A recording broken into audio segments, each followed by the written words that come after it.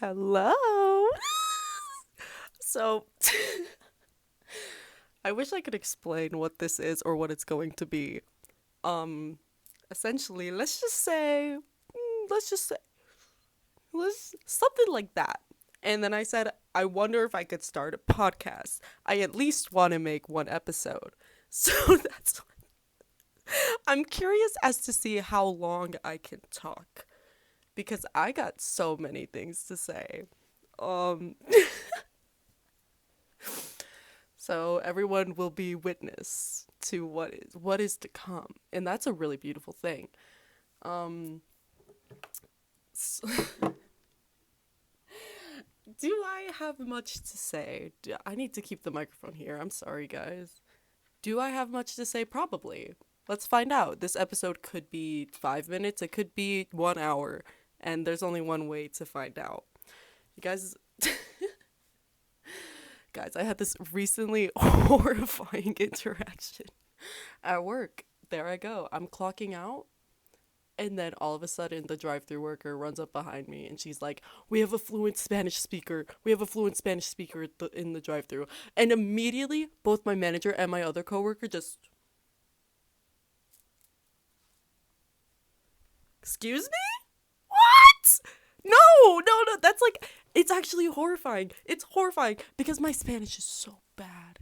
And this is like every no sabo kid's worst nightmare to be put on the spot. And granted, I I used to speak Spanish a lot at this place, but it's been a minute since I've rehearsed my lines, so I was so fucking scared. And it was the most embarrassing thing ever. And guess what? I mean, we finished the order, we got through it at least. And then they pull up to the window. Mind you, the entire time these guys in the truck are like laughing. They're like giggling when I was on headset and when they pulled up to the window. What's so fucking funny? You're watching me shit my pants in front of you and you're laughing? Poop everywhere? Shit flops out, poop everywhere. And you're laughing? What was so fucking funny? I was gonna lose my mind and it was so embarrassing. I'm like gonna get red thinking about it. Embarrassing. Mind you, I wasn't even on the clock at that point. I was clocked out. This is somebody else's job. But my manager said he'd give me I told him, I said, "All right, John, where's the 50-cent raise for being bilingual?" And he just said, "I'll give you your time back." Fuck. John Yazzie, the mystical man that you. I'm itching my armpit on camera. I don't give a fuck. I will itch my armpit at work. I'll itch it in private. I'll itch it in the stage, on a stage full of millions of people. If my armpit is itching, I'm going to itch it. It's not my fault that my deodorant gives me chemical burns. And but it works. And I can only use this deodorant, and guess what? It gives me like chemical third-degree burns.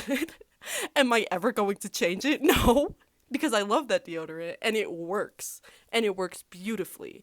Thank you very much. And if I ever was standing next to you and I smelled like BO, I literally wasn't. Because I get chemical burns for this shit. So don't go around saying that. Um, well, I think just based off this video alone, you can tell that I'm having a creative crisis. In terms of there are so many things I want to do, and for some reason I'm just now having the will to do them all. Um Here, the first example, hey, starting a podcast. Not starting one. This could be the very beginning and also the very end of this podcast. Um I just really want to see if I can do it. So that's a separate thing. Another thing I've taken up is getting really high and trying to make full song a cappella covers of my favorite song.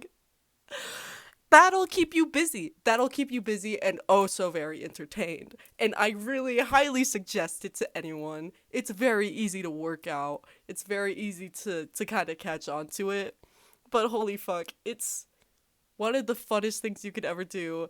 And that's already your hobby, I hate to tell you, you might be 1 million years old because you carry the knowledge that most people don't even foresee. And that's really something. And I wish I'd gotten into it a lot sooner.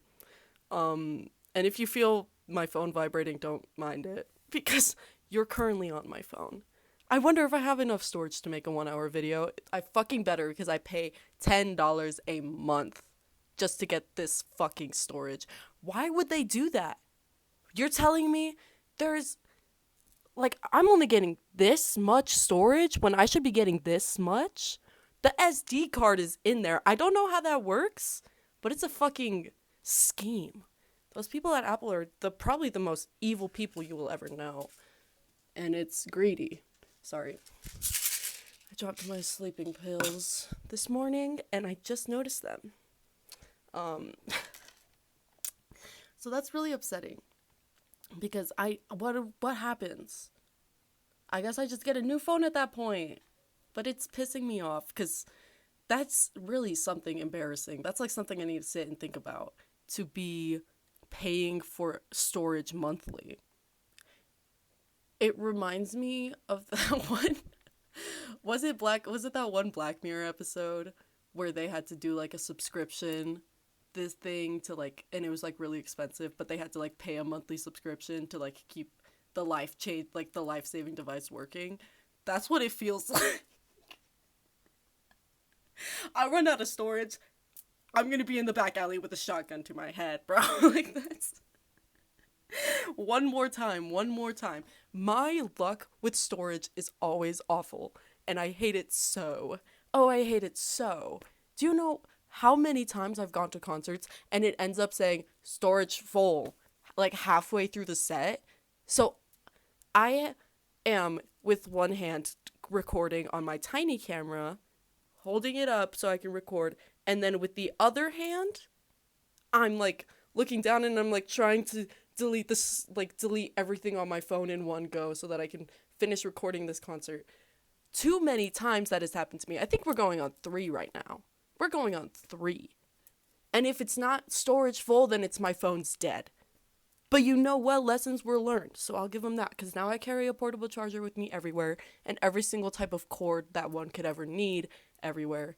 And yes, my purse is the equivalent of Mary Poppins. But do you guys know? It's like the best feeling ever to be the one person, like in a group of people. And someone's like, does anyone have da-da-da? And nobody else has it, but you do. Because your purse is massive and it could carry the universe. And whatever you need, I got your back. I have you. Go ahead and fall. I've got you. So it really is a gratifying feeling. And whenever there's something where I'm like, should I bring this today? Do I need this in my purse today? And my thought is first, like, no, I don't think I'll need this. But then you think, but what if somebody else needs it? And then it's a no-brainer. And that's really a philosophy worth looking towards. Hey, define philosophy, I couldn't tell you the exact thing. I just assume it's like a mindset. How about we just use the word mindset? I think that would be really good too. It's the type of mindset that one needs.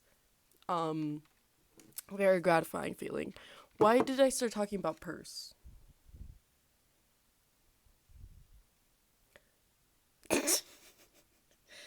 You know what? I don't even give a fuck, actually, because I'm just going to keep going. Speaking of purse, I recently went down a tarot reading rabbit hole on Instagram Reels, and it's like, if you know, you know. Like, they just, like, hook you instantly, and you're gonna find yourself believing nearly half of them. And it's like, I completely forgot about them after. Like, I couldn't tell you what any of them said, or if any of them have come to fruition, because it's like, it's the most interesting thing to me in the moment, and then after I scroll away, I'm like, hey, I couldn't even tell you what I watched. And that could maybe go for a lot of reels and a lot of doom scrolling, but, like, the amount of intrigued that I am when I have a feeling, something great is about to happen to you, stay and claim this, and it's just, like, the most, it's the most. So I got really intrigued by that, and then one day I said, I should learn how to do tarot readings. don't have any tarot cards. So I said, fuck that. We're using this stuff from my purse. And my friend sat there while I gave them readings, pulling stuff out of my purse. A highlighter, a bottle of perfume. And hey, it probably also went in one ear and out the other, but because I couldn't tell you, hey, that's none of my business. It's with you now. That's all your business now. Um, all right. What was I talking about before purse? That led me to this. I don't remember. Um, does, I know that people say college is different than high school, and I believe it. I do believe them. Um, so I've been on the fence. Being 20 years old, working at a Slim Chickens, barely just got my car a few months ago. To be doing that at 20, I feel behind. But that is not to say I am behind. I think people's flow of life just flows differently for everyone. I couldn't have afforded a car back then in high school, nor did I learn how to drive back then, and that's just how it goes. That's just how it goes. The thing is, for me, I hated high school, absolutely hated it. And it's not even, I don't know what it was. It was part socially and also just part the actual working part. Um, Socially, I guess, was fine, other than, no, it wasn't. I just lied, actually. That's not true.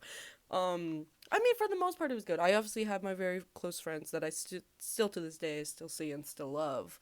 The problem was when we weren't all together at lunch, I did not have a single class with any of them, so I would sit in the very back of the class.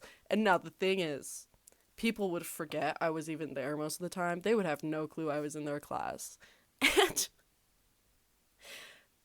the thing about sitting in the back of the class is people think you're doing your work and that you're a good student because you're very quiet.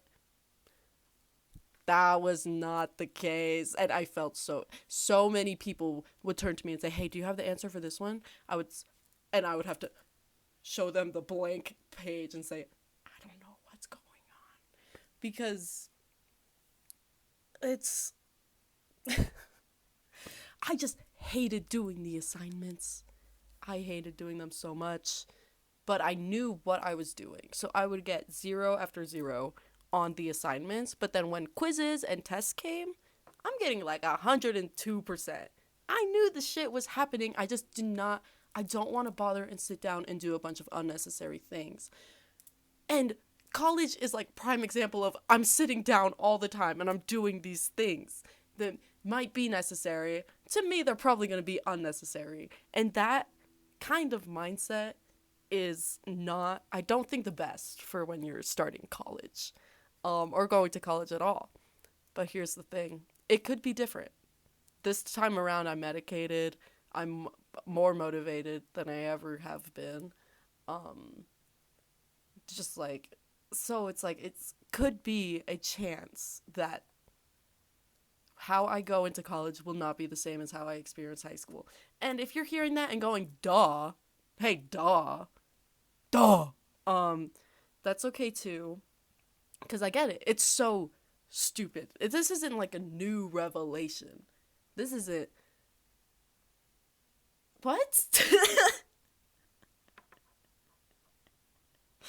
To be 20 years old and putting off college when I can sit here and have the motivation to make a podcast episode, I think, what's that one audio that's like, you know what's crazy is that this is good. Why not put this effort into like a job or something? And like that, it really is a shame. You know what I have to do again? I remember in 2020 quarantine, I had this major obsession with Newsies the Broadway musical. And I hold no shame to that. I still love Newsies with all my heart. And what is in my Fuzz. I adore Newsies with all my heart. I still do, and it's something I still hold very clearly, dearly. Cut that. Um. So, there was one actor, and some of you guys are gonna know this. Ben Tyler Cook played Racetrack Higgins in the touring cast of Newsies. I was infatuated. Absolutely and utterly infatuated with Ben Tyler Cook from Newsies the touring cast. He just everything he did was flawless. You could see him on the stage uh, among these boys wearing the exact same outfit, but the way that he dances, you just know it's him. I love having different artistic styles, but his was just the most kept. I'm actually not going to go on a rant on why you should love Ben Tyler Cook too. Just know that I'm thinking it. And you too should love Ben Tyler Cook. But I was very infatuated with him. And this is the most chud thing I'm feeling awful. Not awful. I would write on the back of my hand, or was it on the palm? I don't remember. Somewhere on me. Do it for Ben Tyler Cook. And that was my motivation. And maybe I need to start doing this again. Because I did do it again with Sebastian Stan. Except I didn't write it anywhere on my body. It's just every single day my mind was like, I think Sebastian Stan would really like it if you got up and took a shower right now. And like maybe cleaned your room. And I'd be like, oh, you know what? I think you're right. Sebastian would love if I did this. And that goes on for like who knows how long, like months, maybe even a year.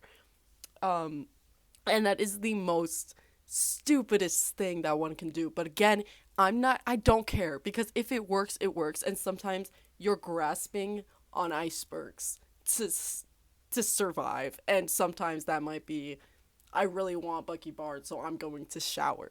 And that's okay. No shame here. We do what we gotta do. So that was, I need to start doing that again with Gerard Way. And I'm surprised that hasn't happened naturally. Here's the thing. I don't know what kind of relationship, like, it's clearly a very parasocial relationship. So the issue is, now, I never experienced this with Ben Tyler Cook, but with Sebastian Stan, I slowly began to, like, grow resentment for Sebastian Stan. Because it got to a point where I was like, oh, Sebastian would love if I did this, and he would like if I did that. And to some point, it just became, you know what? I don't give a fuck what Sebastian Stan wants. God forbid he policed me. Yes.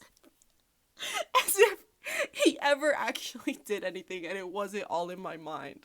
So I had grown in like this fucking delusion in my head where I'm like, if Sebastian knew me, he would hate me, he would despise me, and like this is irredeemable, and this is and so I just became very, very hateful towards Sebastian Stan.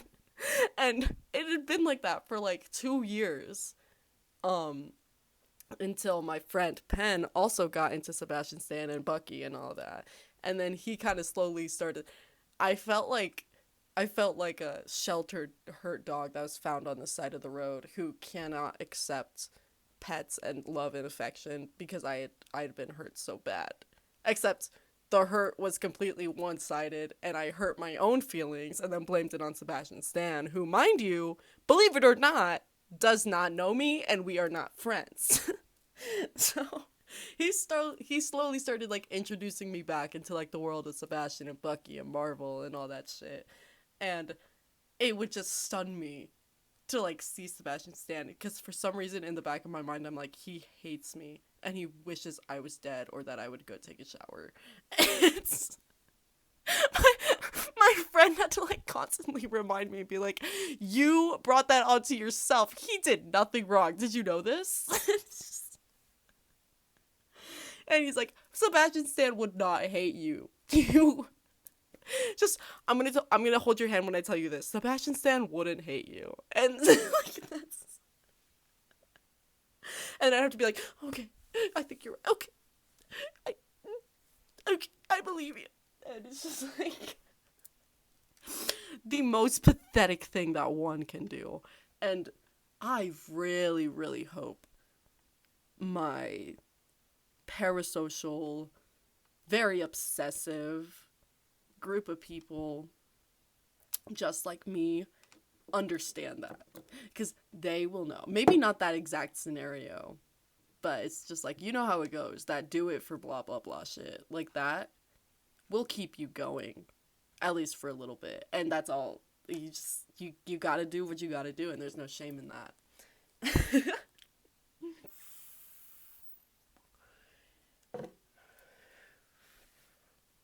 Has anyone else been having creative blocks as of late?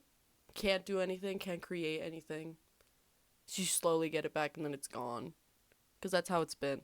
One does not resort to making a podcast unless A, you really love to hear yourself talk, and B, you've run out of other shit to do. Whether that be you completed everything and this is your last step, or you've done absolutely nothing at all and this is where it goes. And those are the two sides of making a podcast, or one singular podcast episode. So,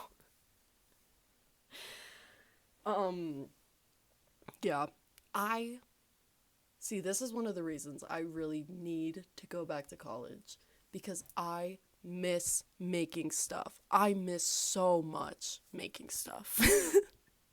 I miss so much making stuff. Making things, I have always considered myself someone who uses creativity as an outlet, whether that be art or anything else. It usually was drawing. I miss drawing so much. And I wish I could blame it on the fact that, oh, it's because I'm at work. Truth be told, I've been getting less and less hours. And so I know that's not an issue. I have plenty of time in the world to draw. But I can't. I cannot will myself to draw. And it's really upsetting. It's really, because it's just thinking back on it, like art was such a huge thing for me. And I had always told myself, if there's one thing that if I must get a job in this world and I must, support myself, I could at least go about it doing something I love. And I had always in my mind have been, it's art.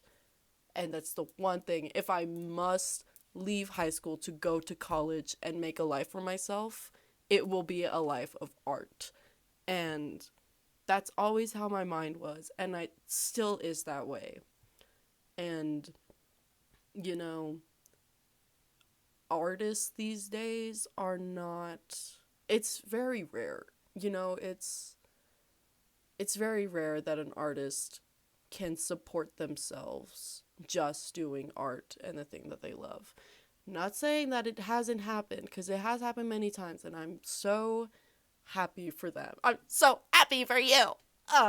So it's just not ideal for me to want to go down the creative path in life if I want. So it's like a choice of, do I want to be happy? I think that's not true, actually. There are plenty of ways to be happy where I can support myself and also do art, whether those things are correlated or not. And it's just really upsetting, because what happened? It's gonna make me so emotional thinking about it, that, like, God forbid you don't want to work an office job, and you just want to do something with your life that matters to you, and you just can't. You could, but it's not gonna be your source of income, and it's not gonna be the thing that's supporting you. So you must do other things that aren't satisfying. And there's a perfect, you can find a blend of both, for sure. Um, it's just, that's just, it's not fun. It's not fun. Not with the economy we're in, and not with just the fact that, you only get one life, and I'm gonna spend it at an office job. And then I'll do art on my off time. Which, I don't know. It's very like on and off in my mind because I'm like, you're complaining. Like there are so many ways you can be satisfied with your life and still do everything and support yourself. And then the other side is like, but that's not fair. Why can't I do the thing I love while supporting myself? And I just think it's always on and off with those things for me. I like have these like switches like every couple months on those two sides of the same coin. So I don't know, we'll see. We'll see how that goes. But I do really want to go to college because I miss just doing shit, you know? And it would at least make me do shit. And or worst comes to worst, I was completely right about not wanting to go to college. But I would have at least tried it at that point. So, and I think I should because I don't know. I see my friends all very much talented and creative people who are very driven, and God, I would be so upset if they used that beautiful mind of theirs and did nothing with it and instead just worked at a fast food place. So it's yeah, I just think, I mean, there's of course nothing wrong with that, but I just love seeing my friends do it, and it just makes me wonder if I could also do it. And I really hope the answer is yes, because anything else would be upsetting. Um, but yeah, if I can see that kind of mindset through the lens of my friends, then I think it's probably the better idea. So I will probably look into that, in which I am pretty excited for, because I just really want to do shit, and so it might be worth it. I can learn things that I want to learn, and God forbid, it can be something. It could be something really cool. It could be something really bad. But I would at least like to try it. So that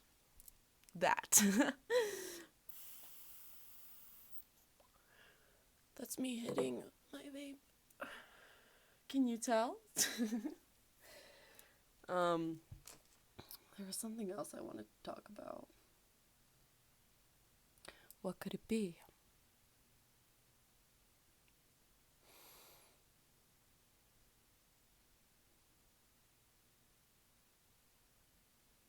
What do you guys want to hear? Let me know. I'm not doing this again. There's no fucking shot I'm doing this again. Unless the people want it. But, alas, I really doubt that that's gonna happen. And I only have so much phone storage. Oh.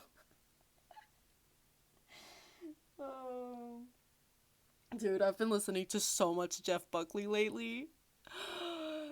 Don't tell me there's anyone else that does Yearning better than Jeff fucking Buckley, dude. Oh my god! Oh my god! And I was a casual listener, I would listen to the basics, like Lover You Should Come Over and like Grace and like that shit. Oh my god, I'm actually gonna cry just thinking about I Want Someone Badly. And granted, that's another one that's also, like, people know about that one, but God, this man knows how to yearn! This man knows how to yearn! Yes! Ah! Yes! So, I've been really into that lately. The concept of yearning, oh my god! I'm sure many, many, many of you can relate. The concept of yearning. Where do I even start? It's really The concept of yearning is bizarre to me. Like, to me personally. Like, me yearning is absurd, is what I mean. Because what I don't know if you guys have ever experienced this. It's very platonic love and romantic love are two. I don't even know how separate they are, is the thing. Is because some might even say platonic love is love in its purest form. I mean, both romantic and platonic love in their purest form is at the very least love. And oh my god, I feel so loved in my life. I really do. My friends are all very loving to me, and I am so aware that they love me, and I love them very dearly. And it was me yearning for something romantic almost feels ungrateful because I have already so much love in my life that for me to be yearning when it's not necessary, I mean, that's not, it's tricky because I, then again, I think I just have maybe many relationships all wrong, you know? Like, I mean, I haven't done it right yet, so it's like, maybe it's just a me thing. But it's just, like, strange. But also, it's like, no, maybe now that I'm saying it out loud, maybe I haven't been with anyone that I've ever actually truly loved. So, maybe we scrap the entire section, actually. That's the issue. Oh my god, how difficult it must be for someone to try to court me. But I literally can't love you. Because my friends love me so. My friends love me so, and I've never felt more loved by them. So you're not gonna come up to my face and tell me that you love me because I know what being loved feels like, and I know it so well because of my beautiful, amazing friends. So if a stray man tries to come to me, tries to talk to me and say I love you, don't. I know what it feels like when you love me, and this isn't it. This isn't it. You have it all wrong. So, thank you to my friends for showing me what love actually is. And I am also sorry that despite the fact that I know what being loved feels like, I keep going for the strangest, probably worst people to be with. To that, I'm truly sorry. And by worst people, I mean... maybe not actually. Maybe I shouldn't. I wasn't going to name names, but I was going to talk about a very specific thing that happened probably too recently, and I can't risk it going out there. No, actually, I don't give a fuck. I was talking to a guy who I had to explain empathy to. I thought people were joking. When they said men weren't empathetic. I should have known better. I should have known that those fucking reels that are like, men take mushrooms once and then suddenly they realize other people have feelings. It's like, I wasn't expecting it to be true, but it is. Yeah, I had to sit there and explain to him. First of all, I'm very liberal, if you cannot tell. Cut that out! I don't like Trump. And I would say I lean more towards the left side, the liberal side. But I absolutely hate Trump. I hate Trump. So this is not a safe space. And that's important because I need to preface this. This man I was talking to voted for Trump. Oh! Should have been the first red flag. Oh, damn! Should have been. Ooh! So that should have been the first red flag. Ooh! So it's so disheartening to say that out loud. Because I knew in my mind it was stupid, and I know now that it's stupid, but yeah, for some reason I said, nah, I'm just gonna say that. And so it's whatever. We aren't talking anymore. So, um, this man voted for Trump, and I had to sit there and explain how awful that is. Um, and because with these people, if it's not happening to them or someone that they know, they won't believe you. They won't believe you. And so I had to lay it out there for him and tell him because of Trump, like this, and this, and like it's personally affected my life. And only until then was he like, I never thought about it that way. What? What do you mean? Don't piss me off. What do you mean? Never have you thought something that big of a decision and you didn't think for 1 second? What if this happened to me or someone I cared about? You must be out of your goddamn mind. How?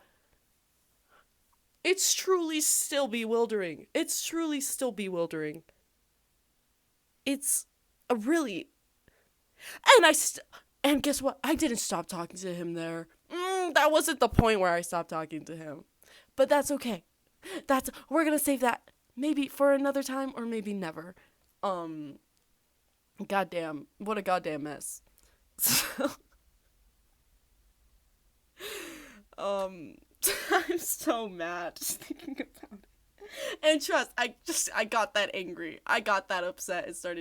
I got that upset in person too when he told me that.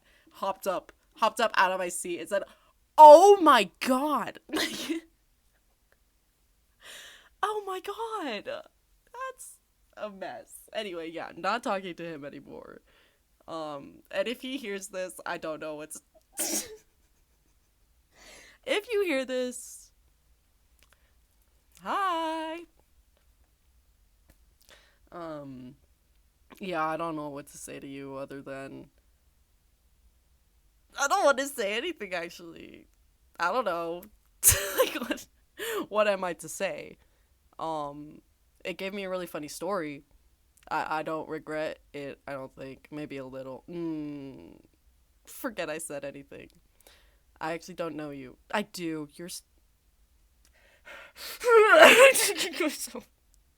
into a deeper hole. And I'm not cutting any of this footage because I don't give a fuck about editing. I really just want this to be like a raw episode. I don't want to have to edit anything. So that's gonna be how it goes. Dude.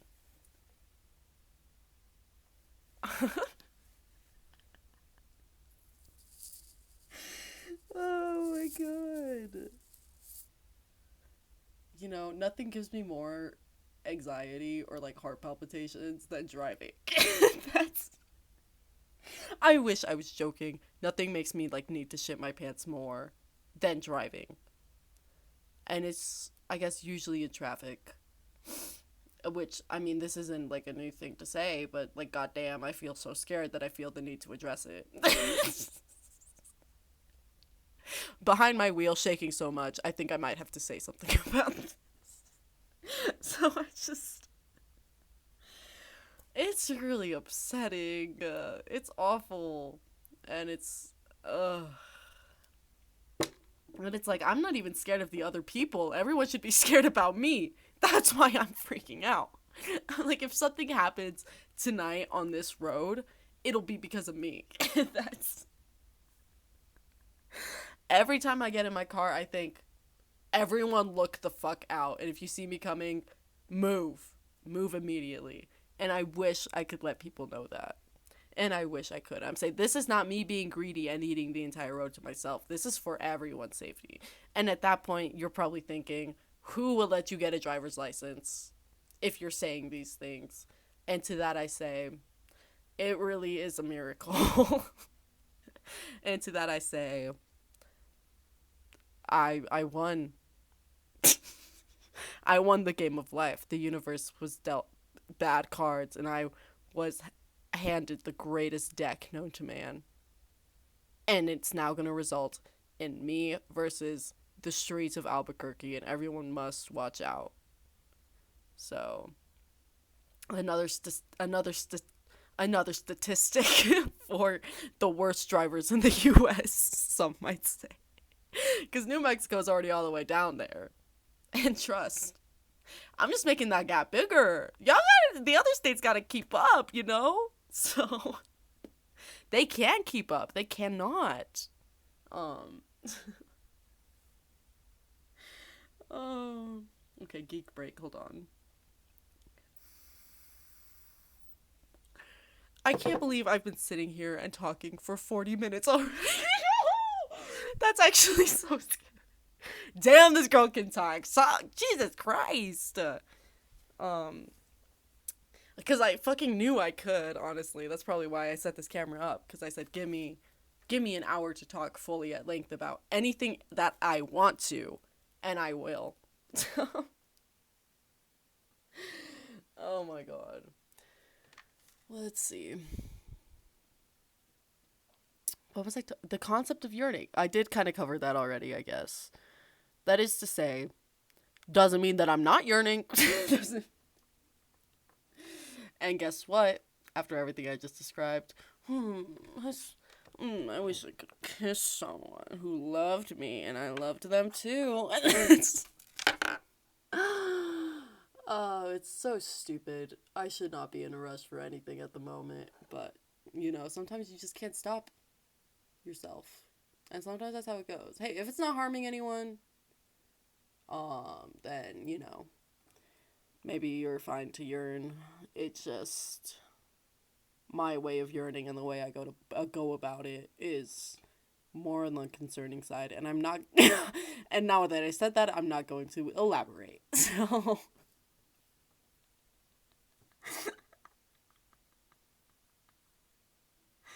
unfortunately, I attract straight white men to me like magnets. And them being straight is important because when you use all pronouns, you gotta be weird. You gotta be weird.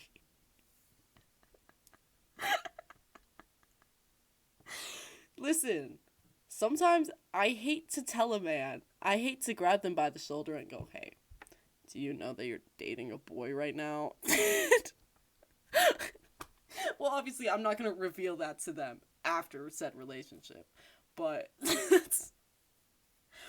it's just always so complicated because I present feminine, I do, and so I think if I tell a straight man, hey, by the way, I use all pronouns, they're going to agree to it, but they're not going to give a fuck because I think they would only see me as a girl, and that that is definitely something. And so if you're like a little sexually ambiguous, that might be better for me. Hey, anyone who's feeling sexually ambiguous, hit my line because I need somebody who gets it. Thank you. I need someone who will make me feel like a girl and a boy and a they them. Thank you. All at once. So if anyone's offering. Yeah, but that's a big issue, I would say. And it sucks because it's always straight white men.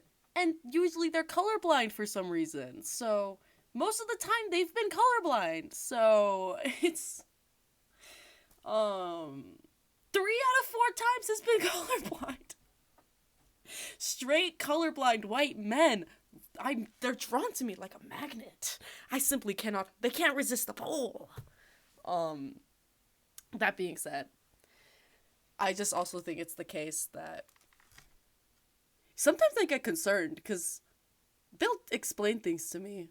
Like, men will be like, but you're so kind to me. They're like, I really thought this was something because you make me happy and you make me laugh. And I'm just like, have you ever had a friend before? What are you doing? Where someone's not listening to you, not, like, you don't have their trust. Like, these are all basic things that one needs in a friendship, let alone a relationship.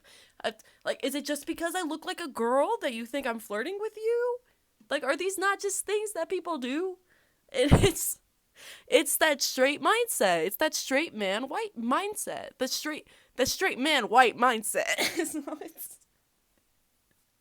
Like, I'm scared, low-key. Somebody go check in on them.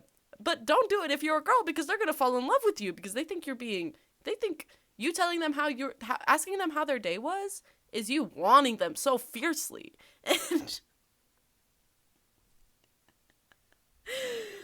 oh my god, it's just, I mean, I just don't get it. I just, where, if you're truly still in the mindset of girls can't be friends with boys, like it's, or like other way around, boys can't be friends with girls, they're never just friends, then you genuinely need to grow the fuck up. And I'm telling you, grow the fuck up, because that is the most nonsensical take that one can have. I just think you need to get some friends. And that sounds mean. I don't mean it in a mean way. But it's just really upsetting that some people think like that. A majority are straight white men.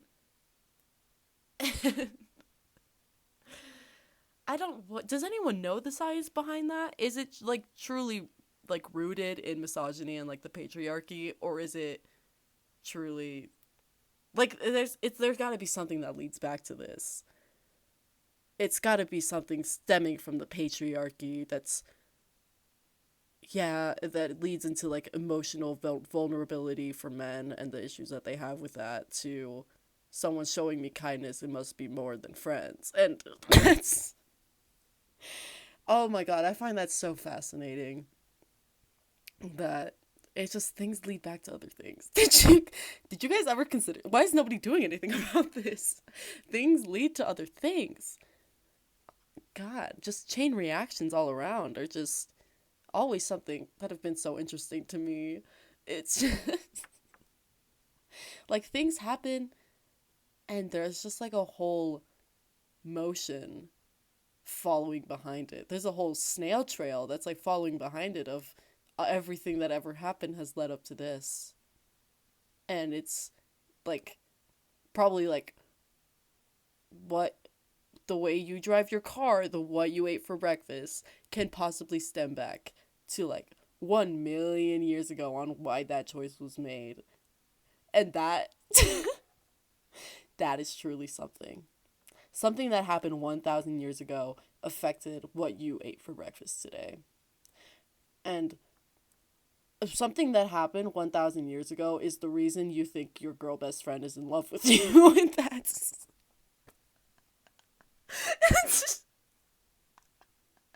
and that's truly something magnificent, don't you think so?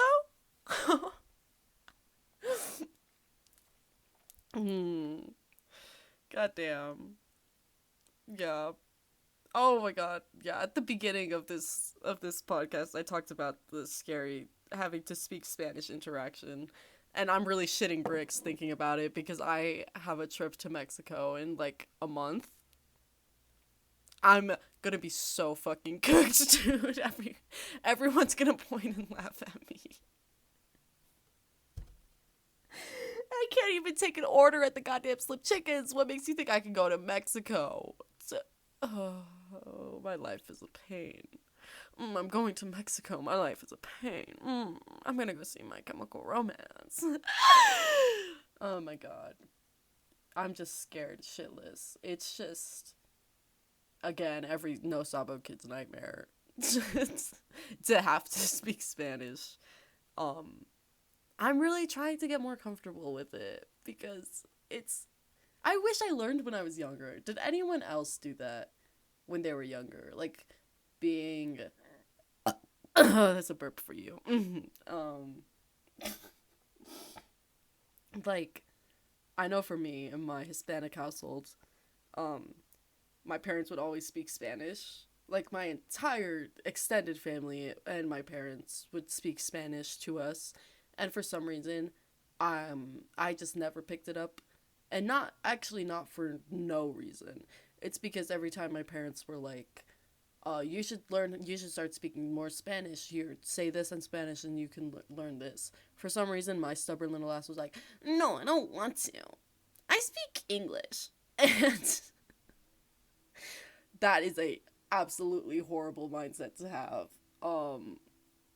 And I can see the same thing happening to my little sister, who was the exact same age I was when I was saying that stuff, and I'm trying so hard to find a way to be like, learn Spanish now while you can.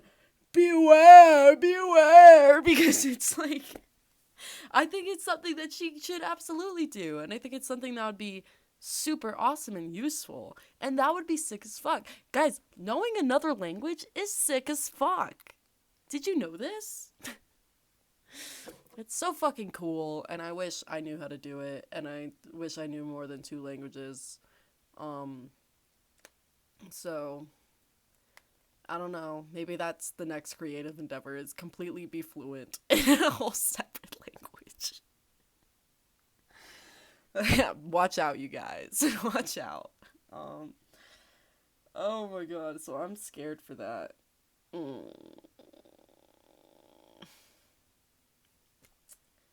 What else? I mean, we've hit the 50-minute mark. Lord knows I don't need to speak any longer. I can't believe I really sat here for 15 minutes and just talked. It feels like it's been 20 minutes. I wish I had more to say. Maybe I don't. Maybe we do cut it here. And if I think of anything, I'll turn the camera back on and let you know. But until then, I don't know. Song of the day. I'm gonna pull a big old broski and we're doing song of the day. Song of the day. I mentioned it earlier. It's I Want Someone Badly by Jeff Buckley. Oh! I'm telling you. Oh, sorry. That annoying noise is me spinning my vape in circles. I'm telling you, nobody does yearning better than Jeff Buckley. It is such a beautiful thing. You just feel it coursing through your veins.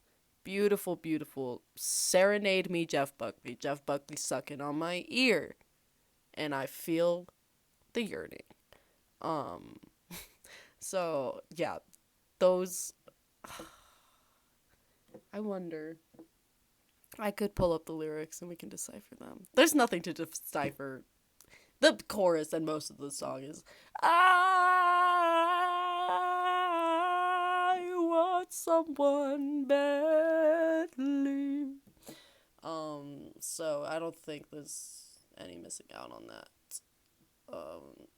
I wish I didn't sing that. I didn't have to sing that. And it's gonna stay in there because I don't plan on editing once again. Last thing I want to do is edit an basically hour-long video, and I would rather die. So, yeah. That's all I can say. Keep yearning. Call your boyfriend and tell them you're breaking up with him. Do something to get the story going. You gotta do something drastic. If you're talking to your situationship, tell them, yes, I love you so much, let's get married. If you're in a deeply loving, committed relationship, tell them, I cheated on you. Just something to shake it up. So, a little curveball for the love of the game, you know? Don't do any of that. Unless you have to. No. And who says you have to? I said you have to. All right. I'm gonna go. This was so much fun, you guys. But I can knock this off the bucket list now. All right. Mwah, I love you all so very much. I don't know you people. Actually, never mind. Pervert.